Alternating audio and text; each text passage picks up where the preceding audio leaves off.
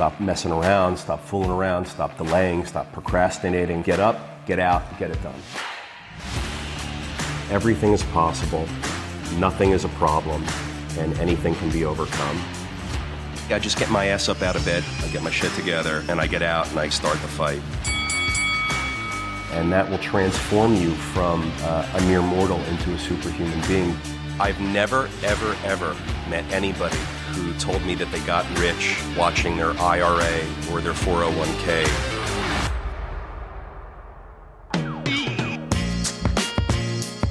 Happy Tuesday, Peter. Welcome back to Daily Cash Flow. How you doing? George, I'm overly, I'm well, but not because there's amazing, fabulous things happening. I'm lucky. I take care of myself. I have a very strong mental focus, and it's allowing me to get through what I think is otherwise a screwed up time that we're in right now. Yeah. I feel like people aren't well. I feel like things in people are unstable. I feel like, when we say that there's higher highs and lower lows, I feel like the highs, there's lower highs and lower lows now. I feel like we're off the emotional, spiritual, economic, practical, logistical, educational peak that perhaps we were in when we didn't have similar stresses and problems and concerns a few years ago. I'm not saying COVID wasn't a concern. COVID was a concern, but like once the COVID thing worked itself out and we could get back to a bit of a normal life as much as possible, whatever that means. It was pretty good for like a year and a half, maybe because the system was flush with money and a lot of us didn't have small or large economic concerns or stresses. We felt relief. We got over the big one, COVID. Like we got through it. And so there was a sense of triumph. I don't feel that same sense of triumph right now. I feel like it's a sense of defeat and getting worse. We're now back to like in the trenches, the battles, day-to-day battles. There's an inability or a different ability to plow through and process the small stuff. There's still highs and lows. There always are highs and lows, but I feel like it's not the same. And so... Well, I think it's something that, you talk all the time about, one of the phrases that we use all the time is it can always get worse. And using that as a tool to kind of reconnect with gratitude. And I think that was easier to do post-COVID because we had just experienced something worse. You had just experienced that thing. 9/11 just passed, and that was another experience like that where, something terrible had happened. And so you didn't need to be reminded that it could always be worse. You knew. It was an experience that you realized. And so you were grateful for the day that you had now. Yeah. I think now there's been distance between that. And so people are less likely to, ground into gratitude more naturally. I tell you, the 9/11 thing is a very relevant thing. And every year when 9/11 comes up, I feel this heaviness. We all do. Yeah. And I had to talk to my kid about 9/11 the other day. It was surprising and shocking and a bit uncomfortable because she's a child and because I didn't know how to phrase things or fully describe things or... it was, and so that weighs on me. That never would have weighed on me in the past. That weighed on me this year. So that was new for me. But you asked how I am, that's how I am. I feel like the highs are lower and the lows are lower right now. And I feel like people's ability to just tuck in their shirt and move on, a little bit more fragile and compromised than it was before. Yeah, I would have to agree.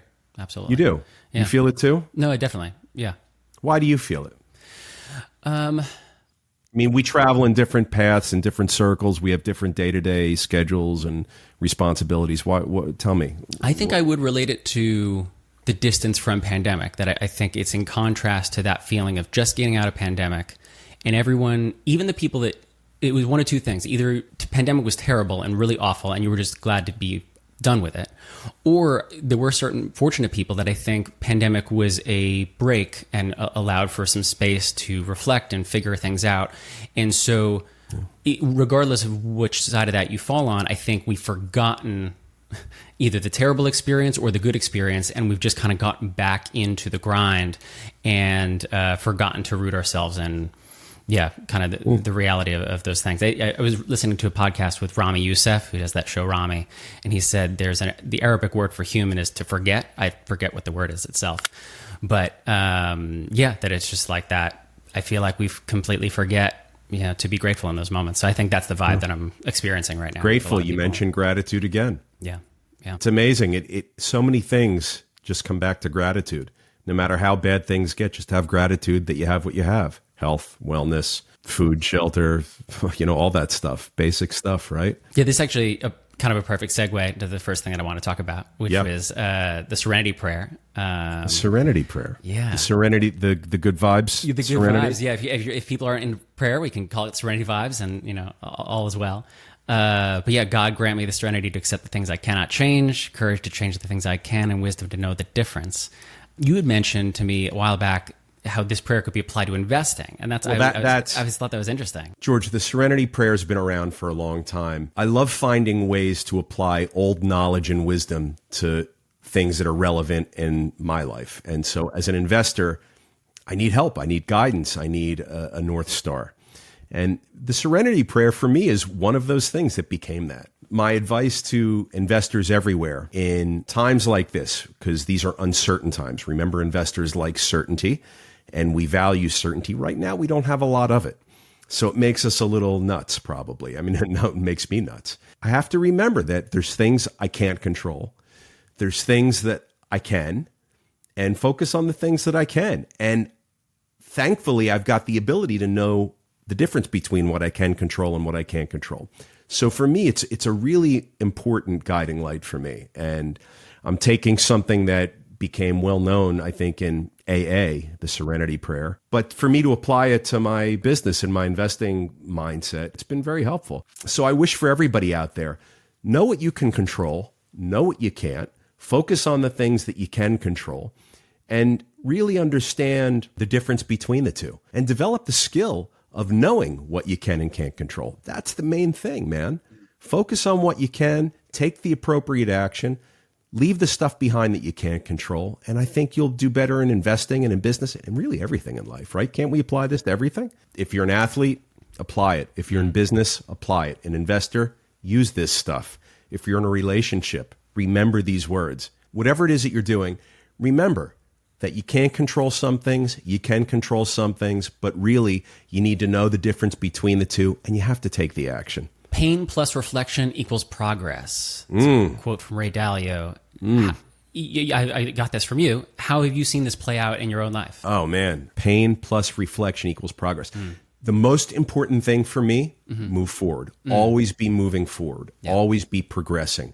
If I'm not progressing, I'm dying. We've talked about that. You've heard me say that. The most important thing for me in business and in life is to move forward. We have triumphs and we have defeats.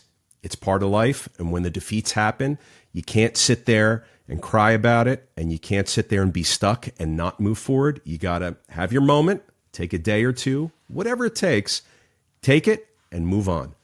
Make forward progress. Without the ability to move forward, you remain stuck in what happened in the past. No matter how long ago it was, that is the killer of life. It's the killer of happiness. It's the killer of ability. It's the killer of everything. You got to move forward. Don't be stuck in the past. Don't be stuck reflecting on what happened in the past. Learn from the past. Correct what happened in the past. You got to move forward. People around you need that. They need you to be strong. They need you to move forward. They need you to be reliable. You know, your friends, your family, they need you to be strong and reliable. People want strong, reliable, dependable, consistent forces in their lives, in their relationships, in their friendships, in their family. I mean, this is what we all want. Whether you know it or not, whether you admit it or not, whether you agree with me or not, maybe you have different words than what I'm using, but people want strength and reliability, loyalty, stability, all of these things. None of that can be produced if you're stuck being upset about what happened 5 minutes ago, 5 days ago, 5 years ago, 50 years ago, whatever the case may be. You got to have a way to move on. You got to be able to move forward. You can't help your kids. You can't help your spouse. You can't help your family. You can't help your community, your churches, your institutions, your organizations, your classmates. You can't help anybody if you're stuck. You just mentioned the difference between getting stuck in the past, but also learning from the past. And that's something you've talked a lot about before, about using history effectively, and especially with investing. How do you gather historical information to inform your investment decisions? Like, how would you recommend people base things in history so that they can be successful in investment? like Mark Twain said, history doesn't repeat itself, but it often rhymes. So our job is to figure out the rhyming part. We hear people say all the time in business and investing that when the yield curve becomes inverted, there's going to be a recession in 90 days or something like that, right? And so our job in business is to look at the economic environment and then look back, see when today's chart looks really similar to a chart that's already occurred 1 or 2 or 3 times in the past, and then find out what the differences are and come up with a reasonable expectation of what's going to happen next based on what happened yesterday. Right. We're always looking at the data to say, oh, what's the price of oil? What's inflation? What's the 10-year treasury? What's LIBOR? What's the Fed funds rate? What's the geopolitical situation? Is there a war? Yes or no? Is it an election year? Yes or no? Like all of these inputs can be fed in to a chart and be analyzed. And you could come up with probabilities and statistics on what's going to happen tomorrow based on the input of today's data. When interest rates rise, banks can collapse. We see that when interest rates rise, housing can collapse. We're seeing that now with commercial office buildings. And many of us feel that there's a big wall of defaults and foreclosures coming that haven't yet come in the commercial real estate world. And that's part of the cycle. Well, that part of the cycle hasn't happened yet, but the higher interest rates are certainly here. So the question then becomes, will the defaults start falling off of a cliff in great numbers sometime soon? Yep. I personally think yes. Now let's take the housing market. The housing market is unlike any time in the past that we've ever seen. Sure, we saw a housing market collapse in 2008, but that was for its own set of unique reasons. Why aren't we seeing a housing collapse right now? Because most of the mortgages that are out there on homes were written during 2019, 20, 21, and 22, when interest rates were very, very, very low. They're 30-year mortgages. They're 15-year mortgages. Yep. People are locked in. They're not going to sell their house. Yep. They're staying put right now. They made their moves over the past 3-4 years. They're staying put right now. That's why we don't see a lot of inventory. George, housing market's dictated by supply and demand. In history, there's typically like 1 million, 1.1 million, 1.2 million units of housing for sale in our country at any given time. Now we've got about 400,000. So there's very reduced inventory levels right now. People aren't selling. They're not selling because they don't want to give up their cheap mortgage. They're just going to stay put. They can't go out and buy something new at today's high price and get a mortgage with today's high mortgage rate. So they're going to stay put. It's a different scenario than the commercial markets. The commercial real estate markets have loans that mature every 5, 7, and 10 years. So loans that were taken out in 2018 and 19, they're coming due this year and next year. And they're going to have to replace that 3% money with 6.5% money. Currently, it's 6.5%. If you can do it, great. If you can't, there's going to be a problem. Yeah. Waves of defaults coming, waves of foreclosures coming. You watch. It's starting with the big, high-profile trophy office buildings in the major MSA centers right now. And it's going to spread and expand to other asset classes, commercial asset classes that have loans that are expiring this year and next year. You wait and see. Money solves everything. So if the owners of those buildings have the money, they can buy down the new loan balance on a new mortgage and come out of it probably okay. But if they don't have capital, or if they don't have access to capital, they're going to be forced to either sell or refinance. They're going to sell at a much discounted rate than what they bought from, maybe even an amount less than what the debt is. And if they refinance, it's going to be a cash in, not a cash out refinance. They're going to have to come to the closing table with money. But it's starting there, and it's going to expand out to all the other commercial asset classes. I don't think the residential housing market is going to see it this time around. What enables me to conclude this is that I'm looking at data, right? You hear me comparing today's housing market to the housing market of 08, 09. Very different, right? There was a liquidity crisis then. We don't have a liquidity crisis now. You can get mortgages, you can get access to money. It's just more expensive. So we have a cost of capital issue, not an access to capital in the markets issue. In 2008, there was a wholesale failure of the banking system, of the insurance system. I mean, it was a major fracture that we haven't experienced before. A lot of that's been corrected. What we see now is just lack of inventory. There's no supply. So the lack of supply keeps housing prices high. And for those that are getting mortgages, they're going to get them. They're going to buy their home.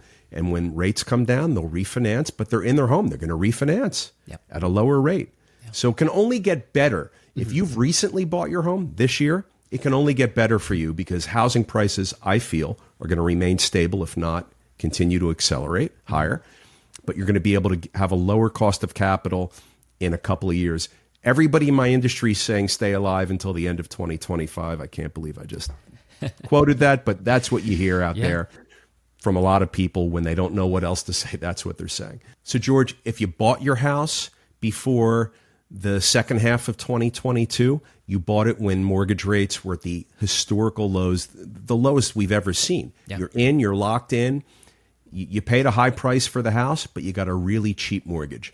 Now people aren't going to now sell. They're not looking to take their profit if it appreciated a little bit. They want to keep that home because they don't have the ability to get a mortgage at 7 or 7.5 or 8% now. People that are getting in now are in, and they're going to hold until rates come down. Then they're going to refinance. The residential housing market and the commercial real estate markets are not the same. They don't move in tandem. Watch the offices. Watch the urban MSAs. There's going to be massive defaults. Look, you're seeing it every day now. If you read the tapes and the news, you're hearing about all sorts of high-profile trophy buildings and projects that are in foreclosure. Watch the banks as they have more non-performing loans, and they have to report that, especially during earnings seasons and reporting season for the public markets when they report the amount of defaults and non-performing loans that they have going into servicing. Watch what happens, because all of that data is going to accumulate. You're going to see that there's way more commercial defaults than there are residential defaults. And the reason I'm able to conclude that, once again, is because I'm looking back to the past when we had interest rates that spiked up and got higher. I'm looking back to the past to see what the relationship is with inflation, rates, supply and demand factors. Everything's about supply and demand. I'm looking to recreate today's economic data from historical economic data to give me some indication on which direction I need to go. That's what everybody needs to be doing. Compare today to yesterday. Find the similarities in your world, in your business, in your markets. Find the similarities when they occurred before. Apply it to today. It'll give you the sense of direction you need. Creating your own roadmap with the numbers from the past. I love that. What is the difference between investment and speculation? So really, speculation's more tantamount to gambling to me because it only focuses on what the upside is without much regard for the downside, the risks, or how to manage the risks. As an investor, as someone who's in business, I want to think about the whole picture. I want to think about what can go right, but I also need to think about what can go wrong. And you need to think about those things too. If you protect on the what can go wrong discussion, your what can go right scenario will be way more likely to pan out. But if you don't think about what can go wrong, it's likely going to happen. What are some of the things that, like, when you're considering all the what can go wrong, what does that look like in practice for you? A change in the economic environment, interest rates, real simple one. We talk about it all the time. If I overpay for a building in 2021 with a cheap mortgage, what can go wrong? Oh, rents may not continue to go up. Interest rates may skyrocket, and then leaving me in a position where my asset isn't worth the same as what I paid for it. If I open up a business and I don't perform my due diligence and I just open up in any old location, what can go wrong? I may not have the customer draw that I need. I may not have the foot traffic that I need. I'm not hitting my sales numbers. In business, we have to think of the downside and the upside. If you're an investor, if you're an entrepreneur, if you have a business, if you're in real estate, whatever it is, imagine the downside. Imagine all the things that can go wrong. You can't find employees. It's too expensive to hire employees at today's wage and labor rates. You can't find insurance. That's another one that's going on. Right now, look at all these different markets across the country that are forcing people to self-insure, which means they have to pay off their mortgages. Because if you have a mortgage on a home or a commercial property, your lender requires insurance. But if you don't have a mortgage, well, you're free to do what you want. It's yours. There's no bank attached. So in markets like Florida and California and Colorado, where there's wildfires and floods and along the coasts and all these places, the insurance companies are pulling back. The lenders are pulling back. No one wants to touch that stuff right now. That means that you, as a homeowner in one of these areas, you have to pay off your mortgage and decide if you want to self-insure. Instead of paying $10,000 a year in insurance premiums, pay off your mortgage and take that $10,000 in insurance premiums and just put it into a separate savings account. Over 10 years, you have $100,000 there. That if you need to replace windows or a roof from a hurricane, it's there. But if you don't think about these things and you don't do them, that's your downside. People are going to get caught. Don't get caught. Think about your downside. Protect against your downside. You have to run out all the different scenarios, all the different paths. You really have to know your stuff. You have to know your business. Can you source your raw materials? Can you bank effectively? I mean, banking is not the same today as it was a few years ago. All of this stuff is going to dictate your success. If you're not thinking about it, who is? So when I invest, I'm thinking about my downside as it relates to my upside. And when I show up to work tomorrow and the next day, I'm managing my downside. The upside will take care of itself. I'm much less in control of my upside than I am in controlling my downsides. If we're talking about the Serenity prayer, I've identified the difference between upside and downside, and I want to focus more and take action more on what the downside issues are. Peter, have you heard about the security deposit cap thing in California? I've heard about it. California, once again, the forefront of making things different. We'll just say different for now. Absolutely. No, we're always talking about California. This is no exception. So this new assembly bill is essentially trying to cap security deposits to allow people to move in with less of an upfront cost.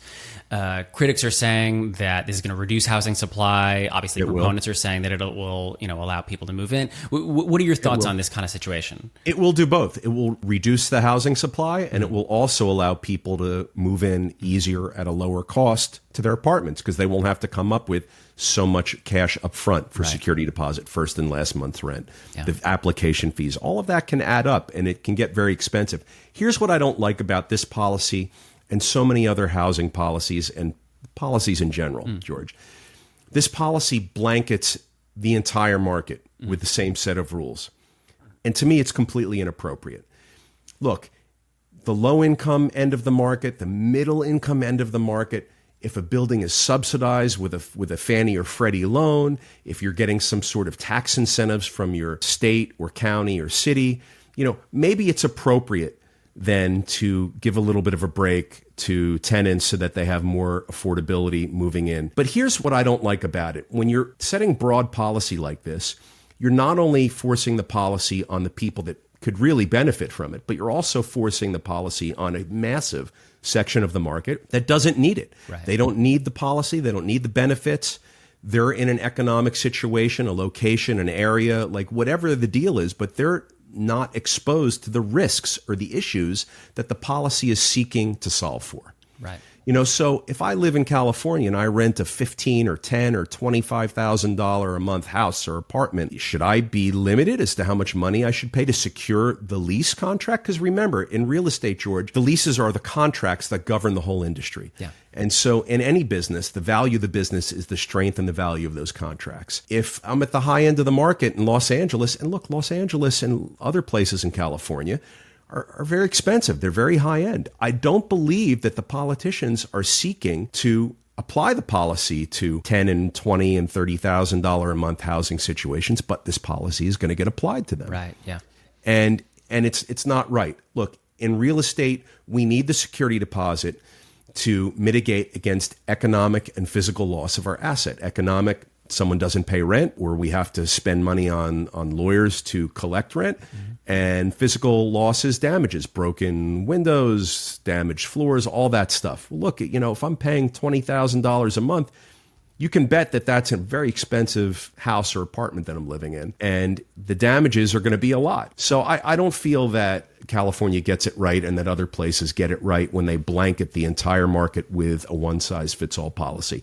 Look, if you want to segment out certain buildings that receive subsidies, if you want to segment out certain buildings that receive state or local tax breaks, if you want to segment out those properties that are financed with government loans, that's a fair conversation. Other than that, you got to let the free market be a free market. Our second and last topic in California, the New York Times revealed that Flannery Associates, backed by a bunch of Silicon Valley billionaires, are... I love this story. Yeah, it's a wild story. Trying to build a new city in Solano County. So like the goal is... This is some Elon Musk-esque it is type very of much, thinking. Where they're going to buy just a whole area. They're going to buy a whole state. Yeah. And they bought it near an airstrip. Yeah. So there's going to be transportation, easy in, easy out. Well, right now for those with private jets, but that's not what it's for. There's an airstrip there. Obviously, that's an asset that can be accessed by anybody. We can direct commercial flights or whatever, so they won't be landlocked. But okay, I digress. Go ahead. So it's an 800 million parcel of land. They're trying to create it into this new city, but it's not zoned. It's not zoned for residential use. So my question is twofold. One, just what is the process of rezoning like in your experience, and how likely do you think that this project gets off the ground? Rezoning. This conversation went in a completely different direction. I thought we were going to talk about the details of these tech billionaires that bought all this land and the project that they want to do. But no, you're asking me about zoning because it's not zoned for residential. I love it. Yeah, it's wild. So first of all, California is at the forefront of the NIMBY movement. We talked about how the desert rats were more important than I think it was 9,000 units that they wanted to build somewhere in Eastern California. Here we are again. There's a massive parcel of land. They want to make it residential. It's not zoned for residential. Man, the environmentalists are going to come out and say, you can't do it. The neighboring counties are going to come out and say, you can't do it. And everyone's going to want their piece. Everyone's going to want their plug-in or connection fee. The neighboring towns and counties are going to say, oh, it's going to impact us so much. Our water supply is going to diminish. How much are you going to give us? Because we're not going to allow this to happen, whatever control they think they have over it. We're not going to allow this to happen. And man, California is like the forefront of this stuff. Yeah. People find ways to block projects and block. What a great thing. I think they want to build a city. Okay. These people want to create housing, and watch how difficult a time they have. So, George, what's the process of zoning? Depending on the state, it's like sticking needles in your eyes. Imagine in California, where it's one of the worst states to get zoning reform and zoning approvals, because again, of the NIMBY factor, and everyone's going to start crawling up your butt and asking for things and blocking you and hiring lawyers and lobbyists and land use attorneys. And it's going to go bananas. But if you live in a place like Texas, probably easier. If you live in a place like, Missouri or Kansas, probably easier, right? Because there's a lot of land. It's lower density. Sure, there's cities in these places, but again, we're talking about outside of urban centers. Like this example is way outside of urban centers. Yep. It's in the eastern part of the state where there's just a lot of land and low density. You watch, the story is not going to be how much they paid for it or all these great designs that are going to be part of the city that they want to build. The story is going to be all the opposition. You watch, let's track it. Yeah. But I bet that's what we end up talking about in a half a year or a year from now. That they have delays and problems getting it off the ground because 30% of the people are in favor and 70% are not in favor, but they could be in favor if they just got X, Y, and Z out of it, or the desert rat people are going to come back out and reemerge here, and they're going to say you can't. You're going to kill the desert rat population. You watch. That's what's going to happen. Horrible. And it's a shame in California. Other places, maybe it would be easier. But, zoning today, we need a wholesale revamping of all of our zoning laws, all the states, all the counties, everywhere. It's already starting. It's already starting in New York City. It's starting in other places. We talked about it in Virginia. We talked about it in other places.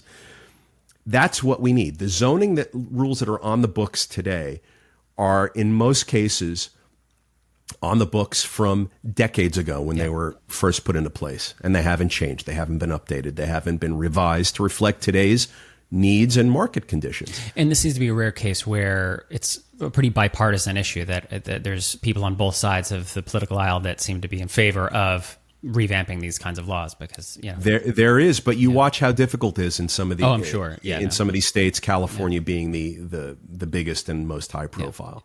It's going to be tough. Yeah, I think just maybe a year or 8 months ago we spoke about the desert rats and the 9,000 units that are not going to get built. Totally. Yeah, I think that was I think less than 6 months ago, and we've talked about other things that are just like single unit areas that had difficulty rezoning. I can't imagine an entire city having to be rezoned. You watch. I'm going to give you the arguments right now. They're going to come out and say that it's too close to the fault line because Eastern California has the is it the San Andreas Fault that runs? So, yeah.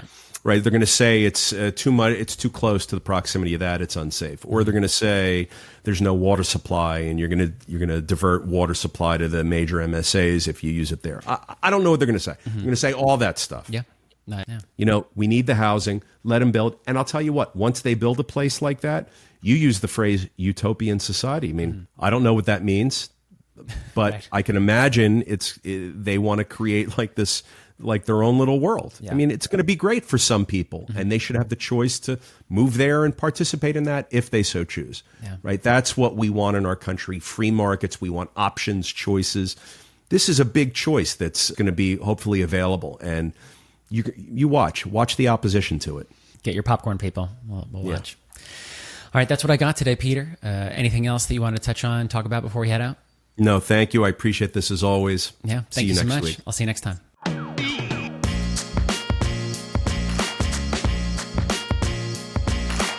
If you like what you just heard, you can subscribe to The Daily Cash Flow on YouTube, Spotify, Apple Podcasts, or wherever you listen to podcasts. And we'd love it if you left us a comment or review. You can follow us on TikTok and Twitter at SiegelCap, and on Instagram at Siegel.cap. As always, if you're an accredited investor, go to SiegelCapital.com and take our survey to see if you qualify to take part in one of our apartment building deals. That's SIEGEL Capital.com.